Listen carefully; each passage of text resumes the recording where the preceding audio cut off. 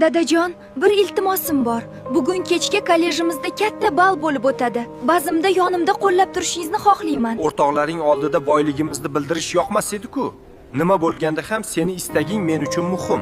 Marta xonimni ham avoling, qizlari bilan birga o'qiymiz. Oyisini ko'rsa, xursand bo'lishi aniq.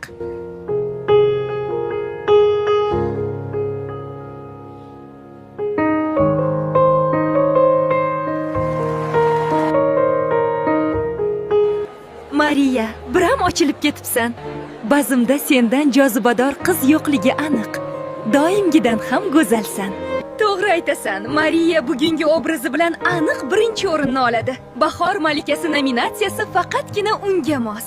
Bu muhokama qilinadigan mavzu ham emas aslida. Kollej uchun dadam keragidan ortiq yordam bergan. Shunga ham mendan boshqa qiz bu o'ringa munosib emas. Qizlar juda ham ochilib ketibsiz. Ha, aytgancha Eliza ko'rinmaydi. Bazmga keladimi o'zi? Elizami? Juda ham o'zgarib ketibdi. Elizani obrazi juda ham o'zgacha betakror chiqibdi, nima deysizlar? Nimasi betakror? Oddiy libos-ku, vahima qilma. Bu oyimcha o'zidan kimni yasab olgan? Yurishini qara, xuddi dunyoni sotib olgandek. Kechagina do'konda bu ko'ylakning narxi $5000 turgandi. Buncha pulni qayerdan oldi, qiziq? Menimcha o'g'irlagan.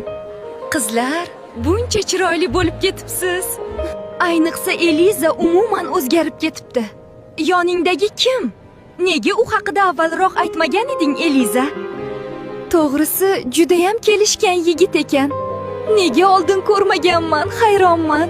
O'z-o'zi yaqinda tanishib qoldim. Mike juda ham samimiy va mehribon yigit. U ham meni do'stim.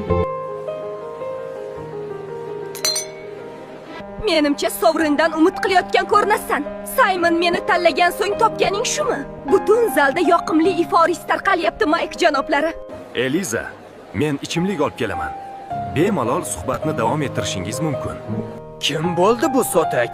Eliza bilan kulishib o'tiribdimi? Shuning uchun ham men bilan kelishni xohlamagan ekanda. Mike, e'tibor berma. Sen kollejdagi eng ko'ngli toza yigitsan. Ko'rinishing uncha-muncha janoblardan ancha ko'rkamroq. Doim ko'nglimni ko'tarishga harakat qilasan, Eliza. Sen ajoyib qizsan. Sen haqingda atrofdagilar gapi senga umuman qiziqmas. Endi qarmoqqa ilindi deganimda yana baliqchani yo'qotyapman. Otangni shuncha mol-mulkini birovga berib qo'yadigan ahmoq yo'q.